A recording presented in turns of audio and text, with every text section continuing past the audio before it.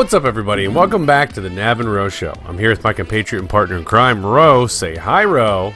Hi, kids. And welcome back to the podcast. Yay! Yay! So, Ro, what'd you do this week? What'd you get into? Not much. Just getting back into a working routine. My brother had us over to his house. And when I say us, I mean like my parents and my sister and my nephew, for some barbecue. He's a really good griller. I would, when you come out here, He's a grill I master. want to have a grill off between the two of you, because I feel like you guys would give each other a run for your money. He's really good at making. He does tri-tip.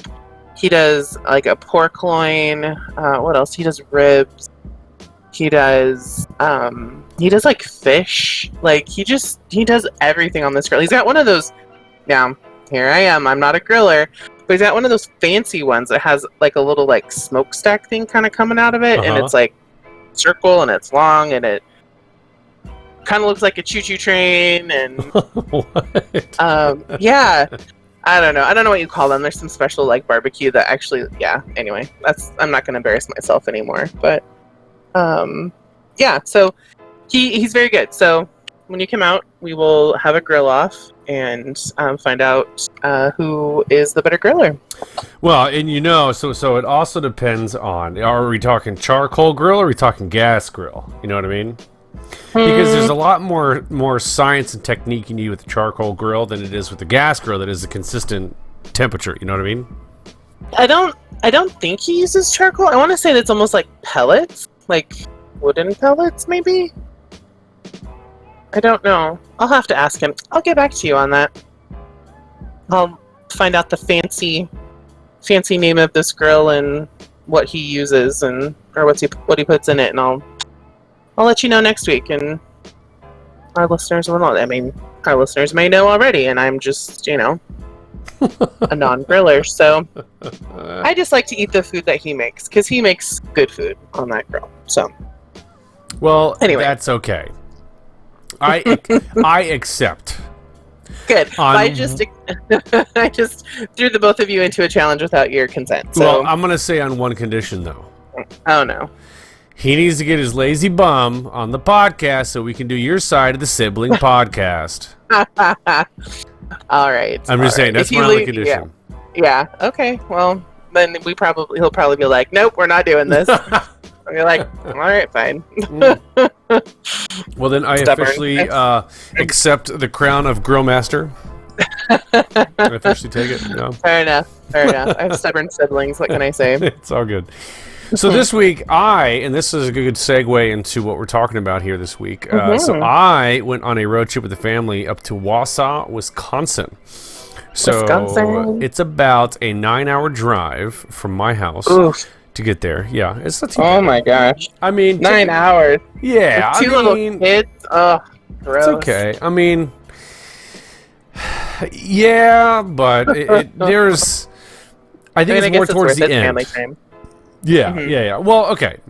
So we had that, and I wouldn't call it a road trip, and I'll explain why here in a second. I would call it a drive to the destination as fast as humanly freaking possible. That's kind of what that was. Yep. Fair enough. Because to me, a road trip has so many different other stipulations, which we'll get into. But so we go up there to visit a good friend of mine who was in our wedding, well, his name is Adam. So I know him. Yep, Adam, and we went. What did we do first? Oh, we just hung around his house for a little bit.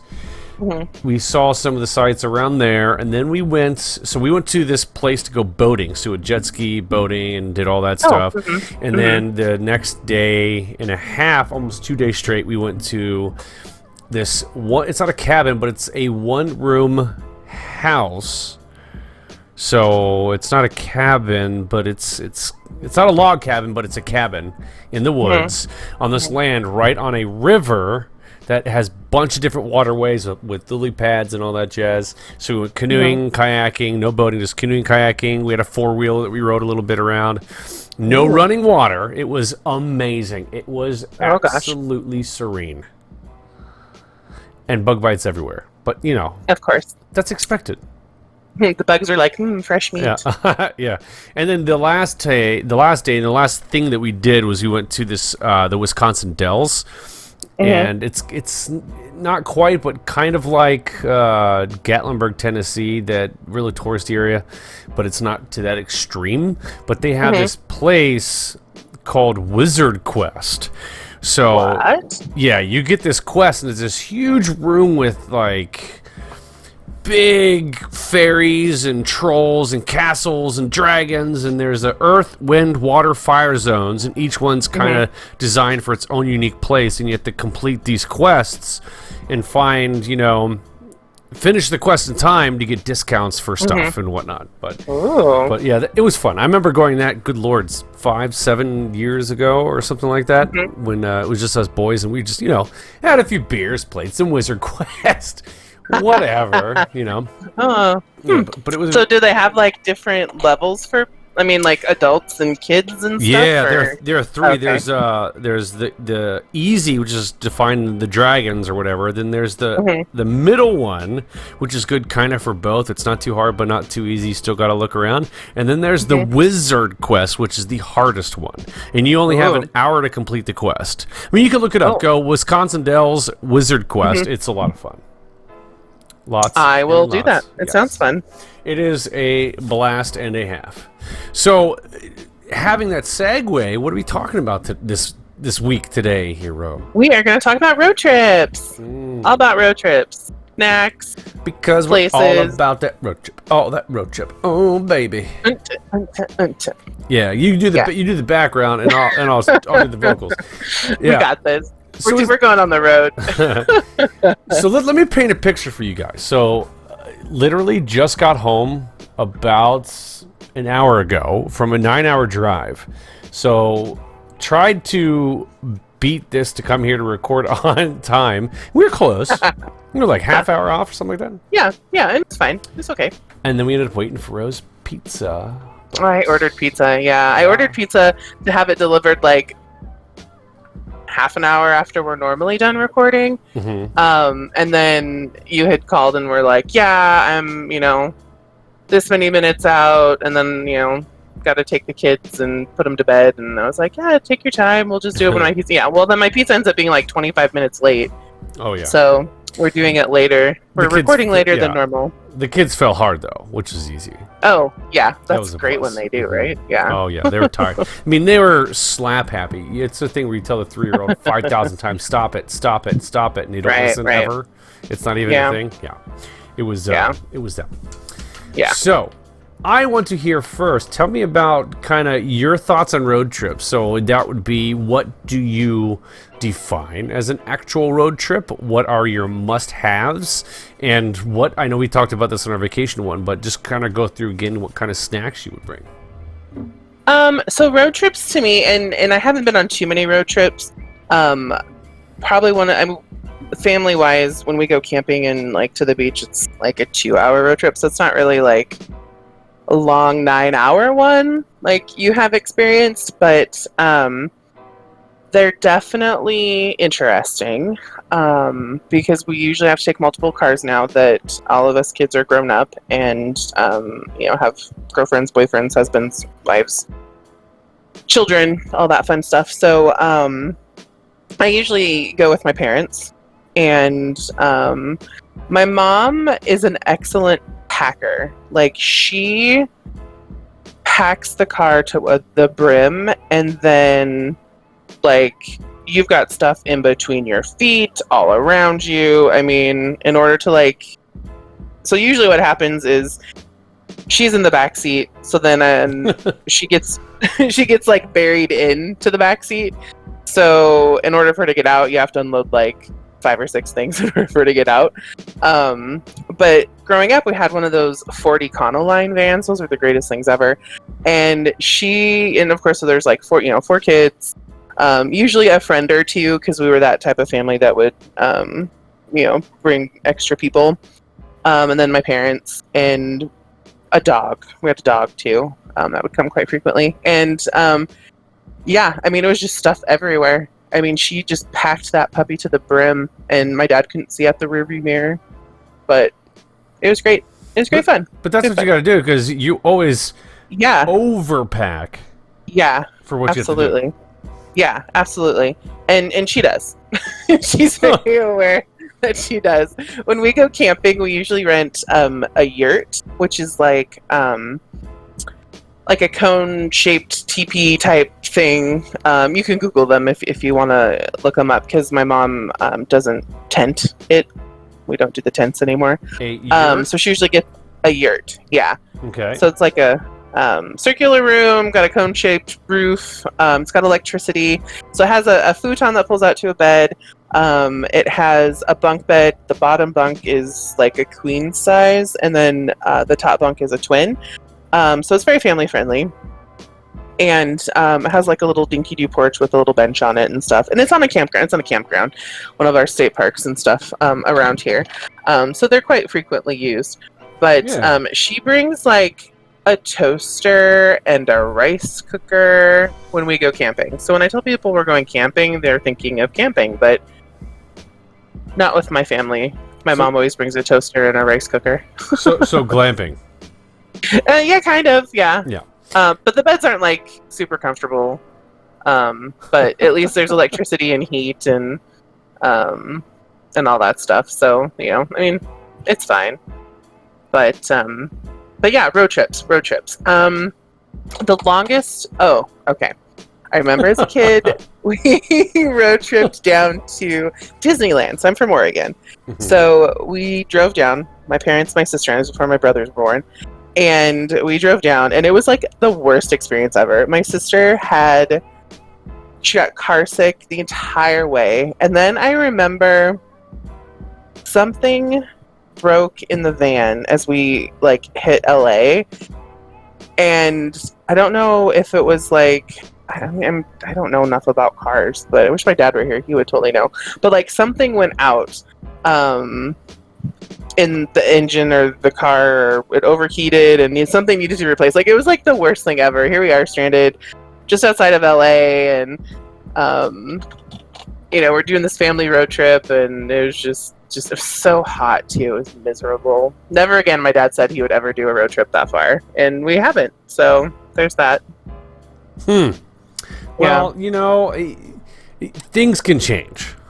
Yes. Things can change. And, you know, maybe when we're out there, we're like, hey, road trip, 2-hour road trip, somewhere fun. Come on.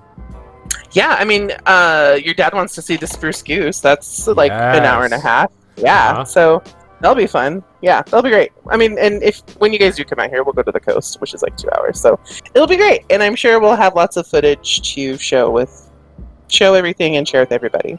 Yeah. And so, which comes to kind of my next thing, okay? Mm-hmm. What exactly is the definition of a road trip, right? So we mentioned hour and a half, 2 hours. You know, you can have a road trip, right? But does that really constitute being labeled as an actual road trip? So here's my reasoning. A good road trip is a good week vacation or something like that, right? Minimum.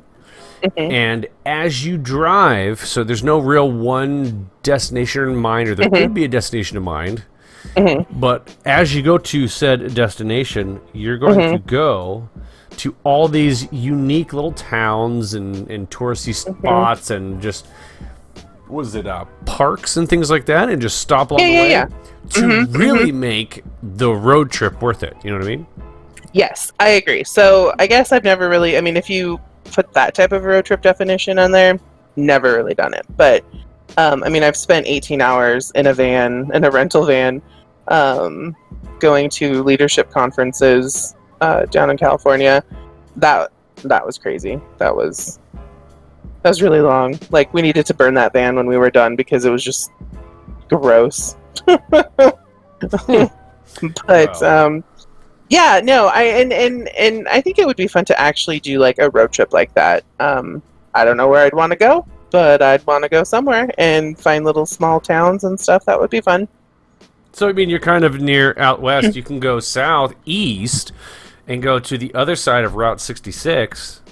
Yeah, and take that sucker, because there's all those other touristy spots you can see along the line. Was it like the world's largest ball of yarn or something like that. Yeah. Like, they have little things like that. Yeah. Yeah. Yeah. But Yeah. I feel like when you go on a road trip, it is absolutely 100% worth it to stop places along the way and take your time, camp out on the way up, make the Right. trip there a good 2-3 days. Yeah. It could be fun. Yeah, I mean, so when we went up here to Wisconsin, literally this week, these past 5 days, with the kids and all that stuff, we had stuff we wanted to do when we got up there, so it was just boom, go, 9 hours, don't stop, just get food, pee when you have to, just get there. Yeah. But oh my gosh, so and I think we talked about this, but I'll talk about it again real quick. So my longest road trip was with my friends in at Ohio State. We started in Columbus and stopped in Cincinnati. We got the rooftop carrier. We got everything we needed, and we just kind of started there. It's an hour less of a drive. Drove the southern states through like the tip of Texas and all that jazz. Went to Phoenix or Tucson, Arizona first. Stayed with a friend. Went to Phoenix. Stayed with a friend there. And then we ended at our destination in Las Vegas and stayed with a friend there. And then the way back, we road tripped up through the top through Colorado and over. So we went south to get there and north to come back, different routes, even if it would have taken longer, just to see different sites. Like we stopped at the Hoover Dam, we stopped places like that just to make it a little more of a road trip than just, let's go straight to Las Vegas. That's great. Right. So yeah. And how long did that take you? Well, let me see here. Google Maps from this house currently, then you subtract out an hour maybe.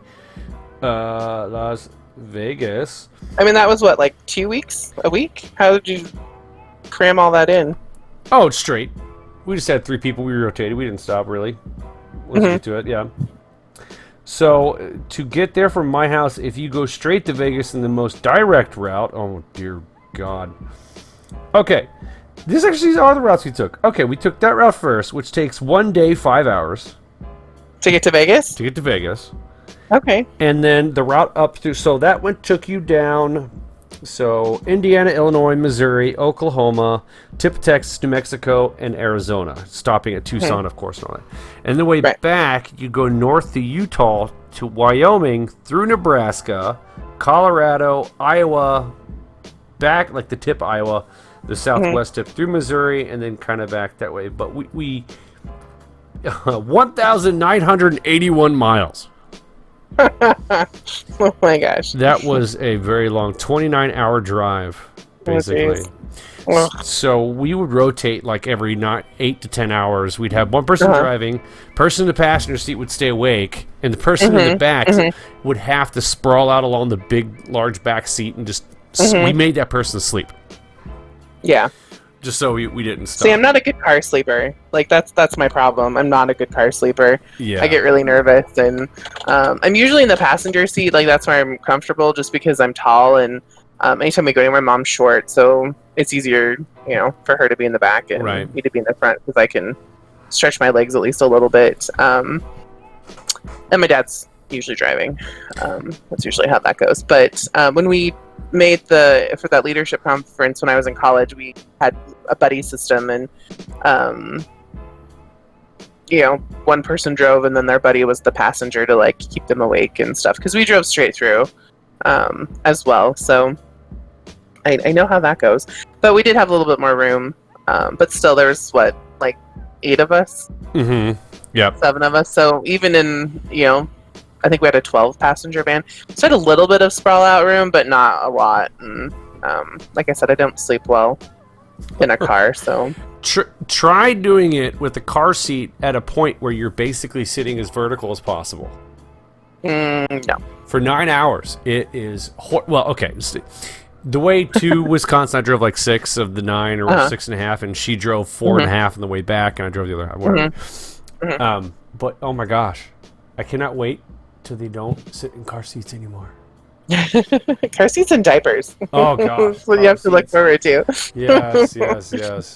I don't do well with that whole baby, kid, toddler stage. I just don't care. Yeah. I don't mind toddlers. It's just bleh.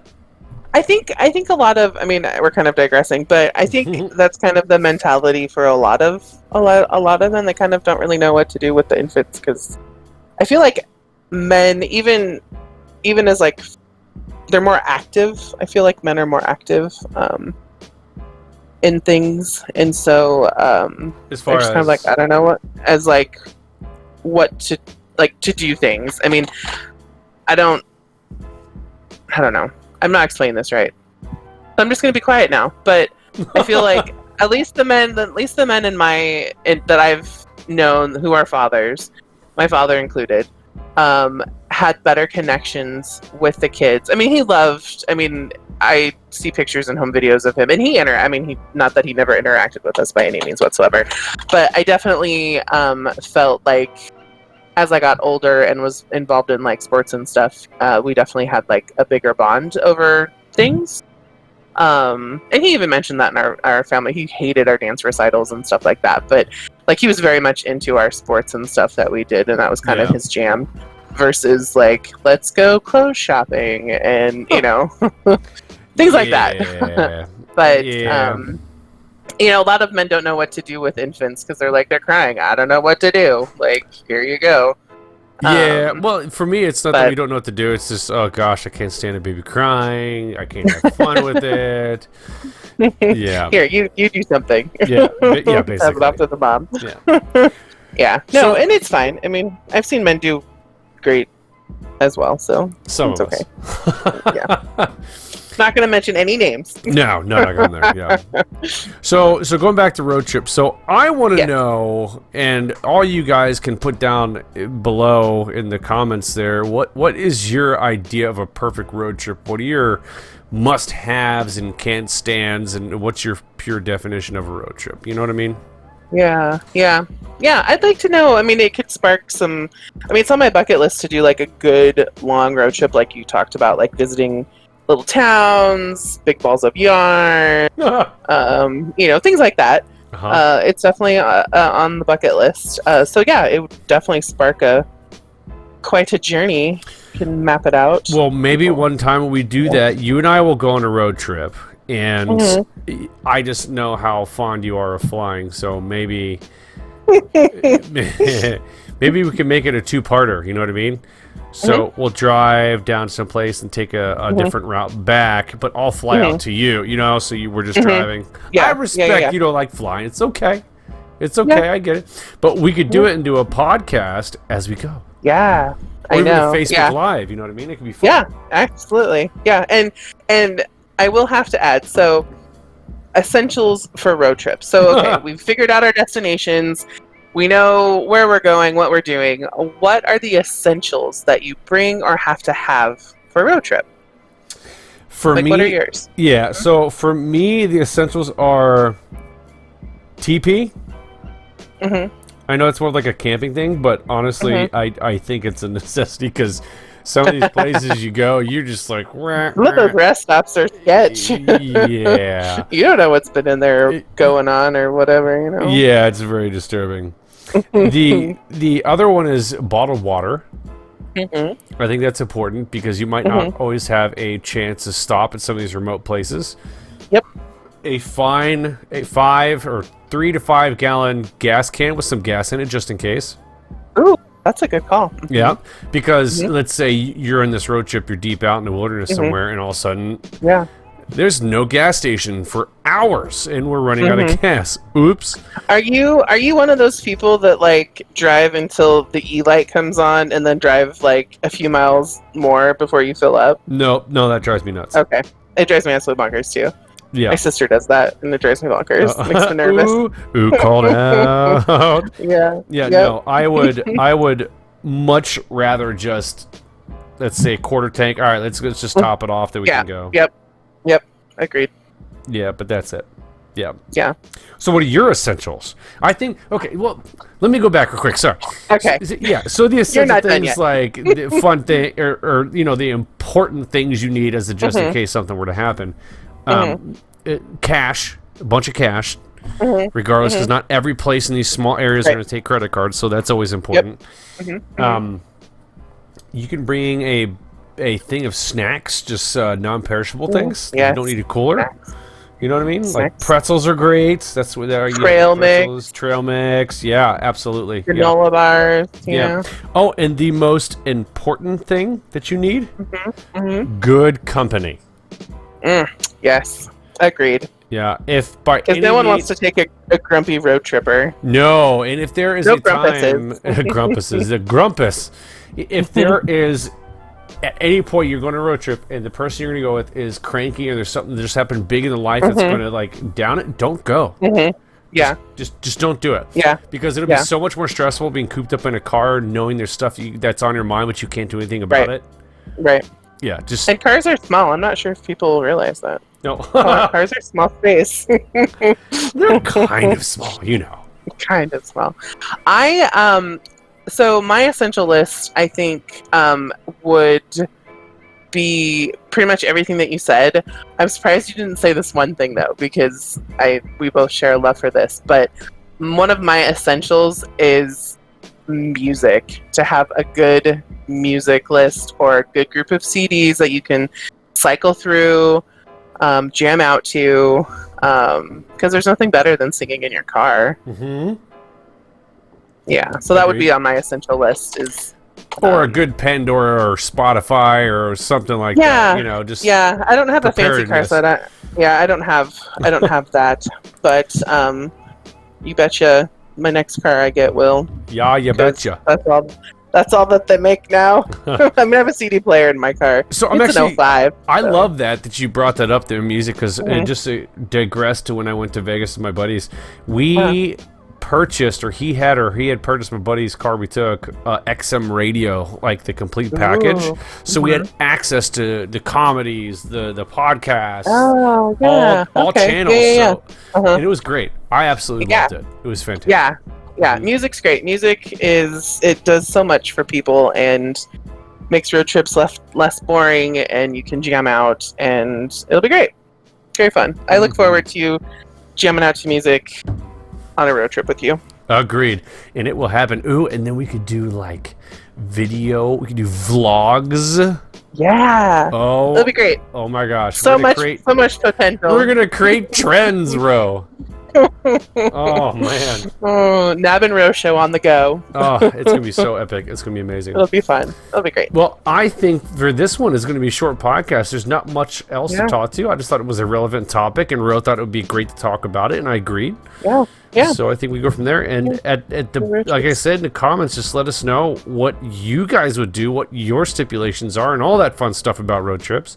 Yeah, definitely, because I want a good list of things to go visit. So yeah, and we'll push something out on Facebook so that's not the video, just to get some conversation going, and we'll just try to keep it rocking and rolling. But yeah, sounds good to me. You got anything else you'd like to talk about, Ro?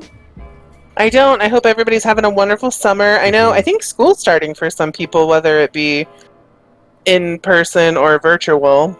I know there's a lot of debate about that, and different states and counties are doing different things. But, as always, stay safe, and good luck with school for all those that are starting. Absolutely. Yeah, absolutely.